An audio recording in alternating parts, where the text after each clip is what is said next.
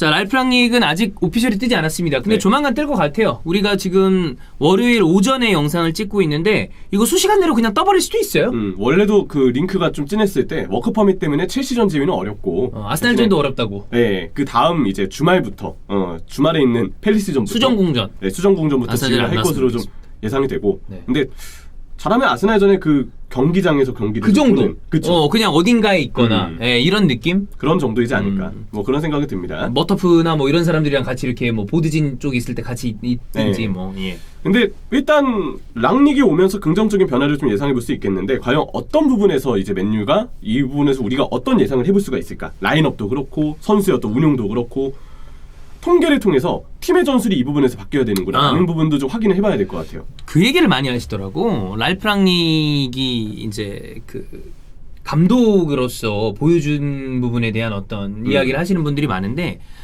그 처음에 우리가 영상을 찍었던 거에서 얘기했던 것처럼 랄프 랑닉이 고령이에요. 환갑이 넘은 사람이고 그다음에 중간에 번아웃증으로 뭐 잠깐 떠나 있었던 시절이 있다라는 것도 많이 알려져 있고 그렇죠. 그다음에 현역 감독에서는 조금 이제 떠나 있었던 시간들도 좀 있습니다. 그런 걸 감안했을 때 지금 맨유로 딱 부임을 한 다음에 남은 기간 동안에 맨유의 성적이 이렇게 치솟지 않을 수도 있어요. 그렇죠. 그런데 제가 얘기 드리고 싶은 건 그렇다고 랑닉이 감독으로 보여준 게 없는 사람은 전혀 아닙니다. 그러니까 이 사람 대단한 업적을 가지고 있는 사람이야. 지금 랑닉의 현재 지도자로서의 역량이 부임하자마자 막 클롭과 투헬처럼 해줄 것이다 라고 볼 수는 없겠지만 근데 이 감독이 오면서 이 감독이 가진 그 긍정적인 면모에서 팀이 그 영향을 받아서 진짜 우상향할 수는 있을 것이다. 그럼요. 그 가능성은 지금 높게 볼 수가 있죠. 그러니까 컨설팅, 뭐 디렉터 이런 부분에 대해서 기대를 하는 것도 있지만 랑닉은 감독으로서도 보여준 게 많은 사람이에요. 라이프치히 때도 그랬고 샬케 때도 그랬고 그렇죠. 그리고 어디야 저 호펜하임 때도 호펜하임. 그랬고 다 꽤 괜찮은 어떤 그 업적을 보여준 감독이기 때문에 감독으로서 보여준 게 없다라는 말은 저는 그거는 좀 틀린 말이다. 충분히 보여준 게 많은 사람이다. 단 지금 약간 공백이 있었고 나이나 이런 걸로 감안했을 때 절정의 기량을 가진 감독이라고 보기는 어려우나 감독으로서도 충분히 검증받았다. 그런데 더 기대되는 건 컨설팅 기간 2년이다. 그쵸. 이렇게 좀 보는 게 조금 더 합리적이지 않나. 그래서 임시 감독 6개월은 팀을 좀 잘 수습하고 그치. 이 부분에서 이 팀의 문제가 있습니다. 확실한 전술 체계가 있으니까 그러면 그 확실한 시스템 내에서 여기가 문제가 있구나라는 게 확실하게 보일 거거든요. 우리가 기대하는 건 딱 그 부분이죠. 나겔스만 데려오려고 본인이 감독했었던 사람이에요. 6개월 동안 감 보면서 그렇죠. 어떻게 하고 이 이후에 어떤 감독이 맨유에 적합할 것인지까지에 대해서도 본인이 아마 몸으로 부딪히면서 느낄 거 아니야. 네. 그 다음에 후임에 뭐 많은 분들이 원하는 턴하거나 아니면 저희가 이거 예전에 준비를 해놨다가 밀어놨던 영상 하나가 있어요. 스포르팅의 후배 아모림. 그 감독이 지금 물망에 약간 올라 있거든요. 근데 이 감독이 보여준 퍼포먼스가 괜찮습니다. 그래서 이전에 준비해놨던 게 있다가 이건 지금 시성이 안 맞는다고 밀어둔 게 있었는데 그거 조만간 아마 올릴 겁니다. 그런 사람도 올라가고 있어서 그거를 본인이 누가 제일 적합한지에 대한 그렇죠. 것도 아마 생각하지 않을까. 본인이 감독으로 있는 동안에. 네. 그래서 분명히 랑닉이 와서 어느 정도 체계가 잡힐 수 있는 부분에 있어서 우리가 부임 전부터 기대할 수 있는 부분이 있다고 보입니다. 일단 경기력에 있어서 지금 현 상황의 경기력 책정을 해야 되겠죠. 일단 솔샤르 체제 분석을 할 필요가 없고 이제 뭐 많이 하기도 했고 그래 뭘 하냐. 문제가 있다라는 지나간 것도 건데. 캐릭의 이제 첼시전 이 경기 운영을 보면 4-3-3에 가깝게 이제 경기 운영을 하고 확실히 라인을 좀 올리고 간격을 유지하면서 압박을 하려는 능동적인 태도는 보여줬다고 생각해요. 어제 압박 많이 하더라고. 네, 이거는 캐릭이 오면서 확실하게 지시한 부분이라고 보입니다. 선수들한테 압박을 많이 하고 좀 공격적으로 첼시를 저항할 것. 이거는 분명 이전과 비교했을 때는 달라진 부분이라고 보이고 그리고 간격 유지를 일단 능동적으로 하려는 시도가 있었다는 점에서도 솔샤르하고의 가장 큰 차이가 있었다고 봐야 하지 않을까. 근데 역시 마이클 캐릭도 아직은 초보 감독 엄연히 따지면 감독이라 보기도 아직은 어려운 자리죠. 아직은 아니지. 네, 그러니까 전술의 유연성이나 경기 중의 대응은 확실히 지금 캐릭한테 기대할 수 있는 부분은 아닙니다. 첼시가 시종일관 윙백을 활용해서 측면 뒷공간을 팠는데 이쪽이 공략당했음에도 캐릭의 맨체스터 유나이티드가 뭐 전술적으로 대비를 경기 중에 하지는 못했으니까 그리고 80분이 지나서야 백스리로 전환했는데 이거는 좀 늦었다고 보거든요. 근데 이거를 막 캐릭을 탓한다기보다는 이런 부분들을 봤을 때 확실히 캐릭 역시도 압박을 좀 체계적으로 하고 싶어 하고 어느 정도 좀 뭔가 선수들의 좀 공격적인 어떤 기동력을 요구하고자 하는데 이제 랑닉이 프로 감독 확실한 감독인 랑닉이 온다면 좀 더 압박에서의 체계는 보다 더 잡힐 것으로 예상이 된다. 그리고 지금 캐릭이 첼시전에 보여줬던 결국 여기는 한계점이지만 경기 중 대응이 잘 되지 않았던 부분들도 당연히 랑닉 감독이 팀이 오면은 조금 더 유연하게 어떤 전술 구사가 되고 유연성을 갖추면서 경기 중 전술 변화에 있어서는 좀 더 옵션이 다양해지지 않을까. 뭐 이런 부분들은 랑릭이 오면서 분명 기대해볼 수 있는 부분이라고 보입니다. 그래서 랑릭의 맨유는 어떨까라고 예상을 해봤을 때 디에스레틱에서 흥미로운 자료가 하나 이번에 떴어요. 랑릭의 전술과 유사한 프리미어리그 팀의 정도를 나타낸 지표인데 랑릭과 비슷한 전술, 그러니까 싱크로율이라고 보면 맞아요. 되는데 싱크로율. 네, 지금 프리미어리그 팀들이 찍고 있는 지표들과 과연 어느 팀이 가장 흡사하고 유사한가. 퍼센테이지가 높을수록 랑릭 스타일의 비슷한 거네. 네, 정말 싱크로율이 높다고 보면 돼요. 당연히 1위가 하제네트 감독의 사우스햄튼입니다. 역시 하세네트는 뭐 당장 둘이 이제 합을 맞췄었으니까. 네, 무려 84%의 적중률. 뭐 이거는 뭐 거의 유사하다고 보면 돼. 이거는 뭐 그럴 수도 있겠다 치는 게 일단 기본 기조가 사우스햄튼의 4-2-2의 형태를 취할 때가 많고 올 시즌은 뭐 4-1-4-1 아니면 뭐 정말 뭐 3-5-2 뭐 이런 전술을 쓸 때도 있지만 기본 기조가 하제네트 감독 자체가 랑릭 감독처럼 체계적으로 압박을 하고 4-2-2에 가깝게 경기를 운영하니까 흡사성이 있다고 보여져요. 2위가 첼시. 역시 또 투엘이 얘기하잖아. 네. 그리고 랑릭도 얘기했잖아요. 본인이 어떻게 보면 투엘을 지도자로 이끌었던 사람이기 때문에 당연히 공유하는 부분이 이 정도로 많겠지. 그렇죠. 그래서 투엘의 첼시로 영향이 비슷하다. 압박에 있어서 특히 공통점이 좀 유사하게 나타나지 않았을까 싶고 3위가 리버풀, 4위가 리즈, 5위가 맨시티입니다. 자, 이게 다 보면 리버풀 게겐프레싱의 클럽 아니겠습니까? 그렇죠. 스승과 제자 관계는 아니지만 당연히 영향을 서로 간에 주고받았을 사람이고 같은 클럽도. 시대의 감독들인데 영향을 안 받을 수 없죠. 리즈 비엘사 압박이네. 네. 그리고 저는 그 펩의 바르셀로나 티키타카라는 표현으로 많이 쓰지만 그때 제가 펩을 보면서 가장 인상적이었던 거는 흔히 그때 얘기했던 6초를 올코트 프레싱이었어. 진짜요? 어마어마하게 프레스를 가해서 공을 뺏어온 다음에 본인들이 무조건 경기를 지배하고자 했던 그게 보면서 아니 어떻게 이렇게 뛰지라는 생각을 했던 팀이 바르셀로나였어요. 0809 막 이럴 때 바르셀로나의 전술이 그래서 정말 강한 전방 압박과 넓게 벌려서 있는 스리톱 좌우폭을 벌려서 어떻게든 상대가 따라 나오게끔 유도를 하잖아요. 측면 공간을 벌려서. 맞아. 두 가지가 중요했죠. 보면 압박의 강도가 굉장히 강력한 팀들이 모두 다 랑릭의 전술과 유사성이 높다고 나오네. 그리고 맨유의 퍼센테이지가 몇 퍼센트냐? 44%로. 존나 안 닮은 거야. 네, 14등이에요. 거꾸로 얘기하면 랑릭이 들어옴과 동시에 팀이 180도로 바뀔 가능성이 크다고 보면 돼요. 네. 그리고 여기 보니까 아스날이 15등이더라고요.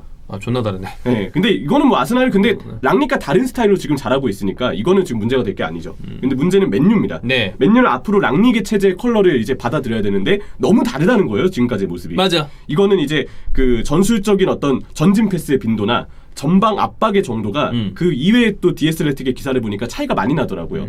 물론 이제 선수들의 1대1 면면은 당연히 맨유 선수들이 굉장히 우수한 선수들이 많죠. 왜냐 스쿼드가 좋은 팀이니까. 공격진에 특히 더 그렇고. 그래서 패스의 정도나 이런 부분들이 분명 잘 찍히고 있는 건 맞는데 근데 라이프치히는 랑릭의 어떤 팀의 통계를 봤을 때 패스 정확도가 좀 낮게 찍히더라도 일단 전진 패스의 시도가 되게 많았어요. 맞아. 일단 그런 부분들이 확실히 패스 성공률의 맨유가 지금 당시 라이프치히보다 조금 더 높을지언정 오히려 공격적인 패스의 시도 횟수는 라이프치히가 좀 더 많았기 때문에 전진 패스의 빈도가 랑릭 부임 이후에는 좀 더 향상될 필요가 있다. 네. 그리고 전방 압박의 정도가 역시 더 늘어야 될 것이다. 이 전방 압박의 정도는 너 압박해. 하지마 이게 아니고 압박을 하면서 얼마나 주위 뒤의 동료들도 같이 뛰면서 능동적으로 간격 조절이 될 거냐의 싸움입니다. 팀 단위의 압박. 네. 이게 결국 중요해요. 솔샤르 때도 압박을 주문했지만 팀 단위의 압박은 되지 않았고 마이클 캐릭은 조금 이걸 시도하려고 노력은 하는데 그래도 역시 전문 감독은 아직 아니기 때문에 체계가 잘 잡혀있지는 않고 있어요. 근데 랑릭이 온다면 이 체계가 뚜렷하게 잡히면서 아마 전방 압박의 어떤 기동력, 압박의 정도에 있어서 많은 향상이 예고되지 않을까. 이 사람 얘기하잖아. 압박은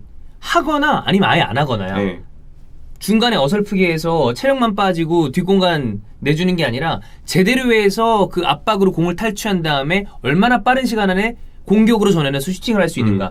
그러니까 상대가 올라왔을 때 아주 높은 위치에서 압박을 통해서 끄는 다음에 그거를 카운터로 치는 게 랑릭의 아주 주축 핵심적인 전술이잖아. 그렇죠. 그러려면 팀 단위 압박이 정말 중요합니다. 네. 그래서 이 두 가지를 늘려서 과연 얼마나 퍼센테이지를 앞으로는 좀 늘릴까. 아마 후반기 됐을 때 랑릭 부임하고서 임시 감독 체제에서 한 번 더 이 통계가 나오지 않을까 싶은데 그때 변화를 좀 주목해보면 될 것 같고요.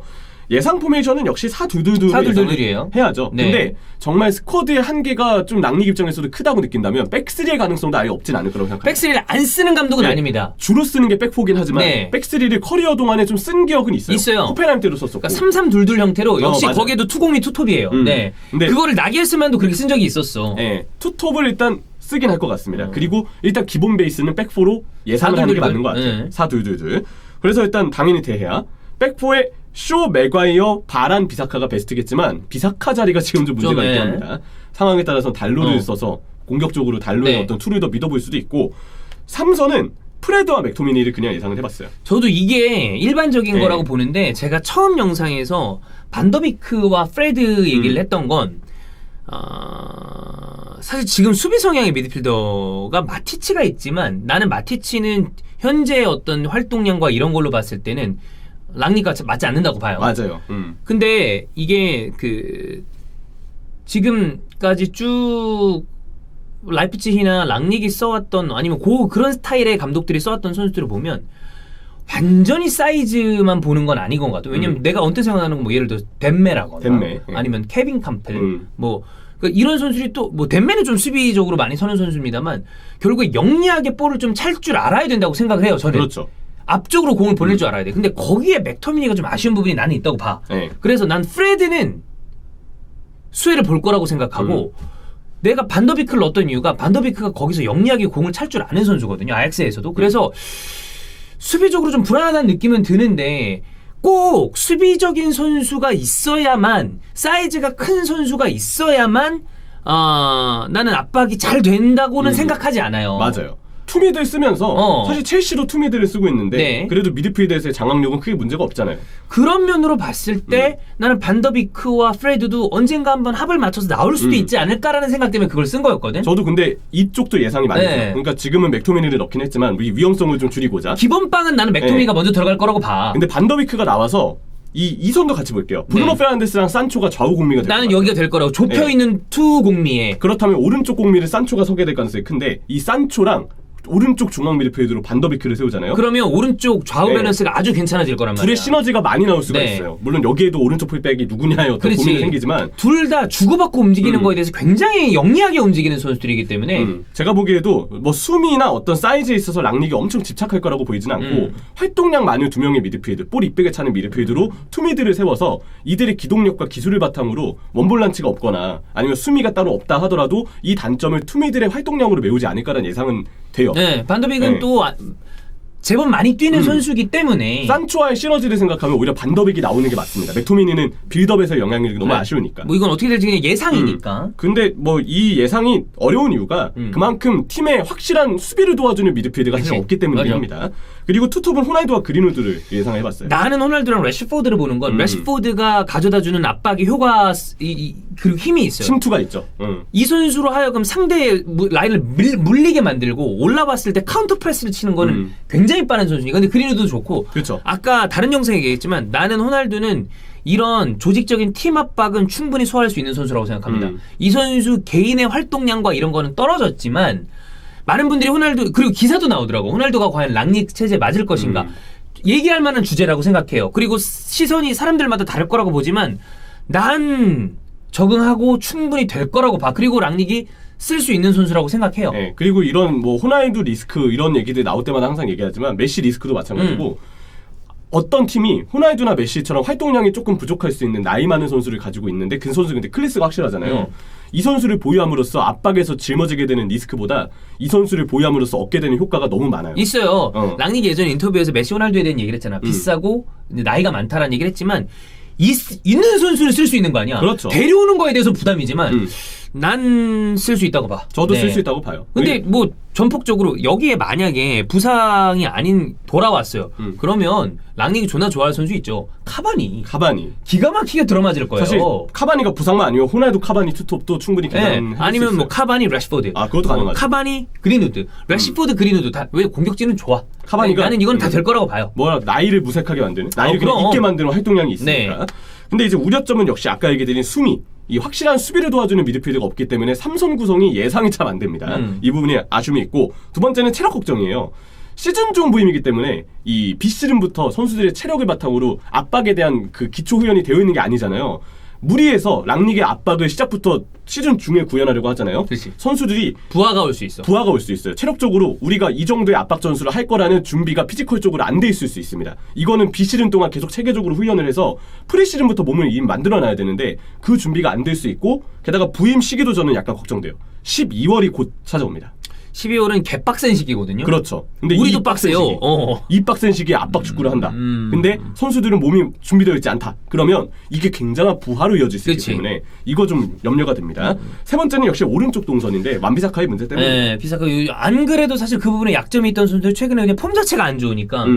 근데 계속 우리가 이 영상에서 나왔던 얘기들은 전진 패스의 빈도가 늘어날 것이고 사둘둘둘에 가깝게 쓸 것이고 미드필드들을 좀 더 선수들의 활동량과 볼 이쁘게 차는 선수들의 장점을 바탕으로 좀 조합을 찾을 것이다. 이런 얘기들을 하면서 팀이 결국 이제는 체계가 잡히면서 긍정적인 방향으로 성장할 것이다. 그런 가능성에 대해서 지금 얘기를 하고 있잖아요. 그래. 기대를 해볼 만한 부분은 충분히 있다고 생각하고 무엇보다 폴 허스트나 데이비드 맥도넬의 얘기를 보면 정말 공식 발표가 머지 않았습니다. 그 높이를 뜰 거야. 네, 마이클 캐릭도 랑닉한테 뭐 어떤 영향을 받았냐, 지시를 받은 게 있냐라고 했는데 없는데? 그건 아니다라고 했지만 근데 내일 무슨 일이 그래, 일어날지 곧 기다려보자. 이 이게 나온다는 얘기를 거야. 하더라고요. 곧 얼마 남지 않았다는 거죠. 그렇습니다.